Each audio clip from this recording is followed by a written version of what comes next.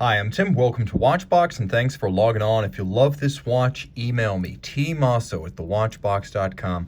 It's in the description below, your purchase and pricing email question line for buying this or any watch you see on any Watchbox platform. Reach out to me directly, tmosso@thewatchbox.com.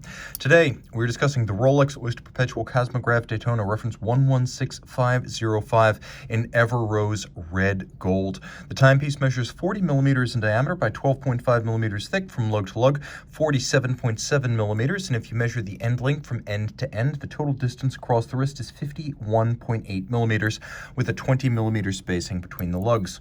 Pop open the clasp, throw it on the wrist. My wrist is 16 centimeters in circumference, and the watch is a comfortable fit. The Daytona is beautiful. It's flat, it's thin. It's not a super case, which means the lugs are relatively tapered and elegant. A good-looking watch suitable for a wrist as small as 13.5 centimeters circumference.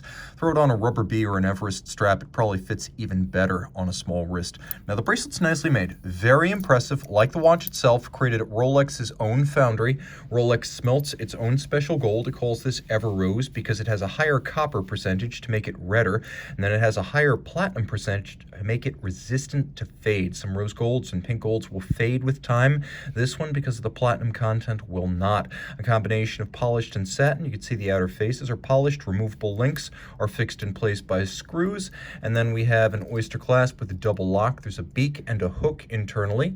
And you can see that first lock, if I get the sticker out of the way, that first lock latches like so. The second lock is the clamshell. Slide that into place, very secure. A little curve underneath the crown. You can dig your nail in, pop that clamshell lock open, and then you've got the Easy Link 5mm tool-free adjustment system. Snaps into place, snaps out of place. It's the equivalent of adding or removing one sizable link. And then, of course, if you look in the clasp, you can see there are 3 divots drilled with little tracks leading into them, and you can use your strap tool to change the anchoring point of the bracelet inside the clasp to tailor the fit.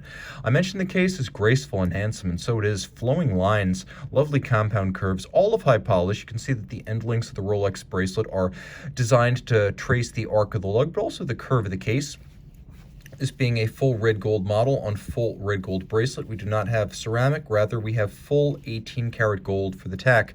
The tack is lovely. It's a scale that allows you to gauge the speed of an object over a kilometer or a mile using the chronograph seconds hand. You can see it's calibrated to 400 units. So unless you're really handy with decimals, you're going to be using this tachymeter to trace things moving relatively quickly, or fast, I should say. Now, there's lacquer inside the bezel, and of course those numerals and indices are all lacquer inside the gold, and the condition of the lacquer speaks to the condition of the watch in general. You can see all of these lacquered wells are beautifully and fully filled. On the crown side, you have a triplock crown in gold. You know that because it has a large dot in the center, and the flanking dots are small. Screw down crown, screw down chronograph pushers, 100-meter water resistance. The chronograph movement inside, Rolex caliber 4130. Manufacture, automatic winding, bidirectional action, 72-hour power reserve. This is one of the first Rolex movements to be built with a winding rotor bearing rather than a jeweled staff, and when this movement was launched in 2000, that helped to make it sturdier compared to the previous jeweled staff winding systems.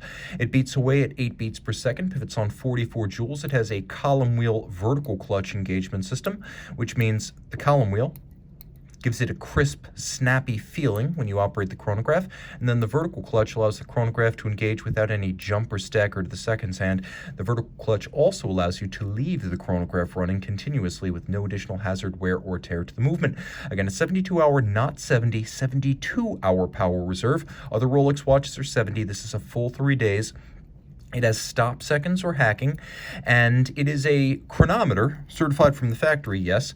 The movement receives the COSC certificate, and then Rolex takes the movement that's certified, puts it in the case, tests it in 6 positions, and assures that from the factory this watch will run no worse than plus 2 seconds or minus 2 seconds per day. And that is the superlative chronometer standard. That's what that now means on the dial. Previously, it was just embellishment. Today, it actually means something.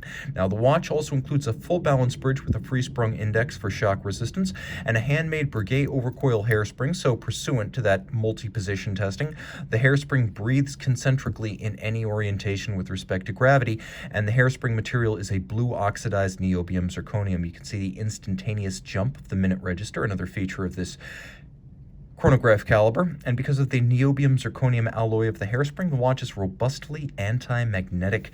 The dial is a lovely black lacquer with gilt rose gold printing, rose gold concentric guilloche registers. You can see there's a stamped concentric pattern, and then polished rose gold chapter rings to the registers. Of course, the watch features rose gold indices, crown, and hands to resist oxidation over time. And then you've got the Rolex Confidence ring inboard of the bezel. Reach out to Tim Mosso at thewatchbox.com for purchase and pricing details. And we are back with the Rolex Daytona by night.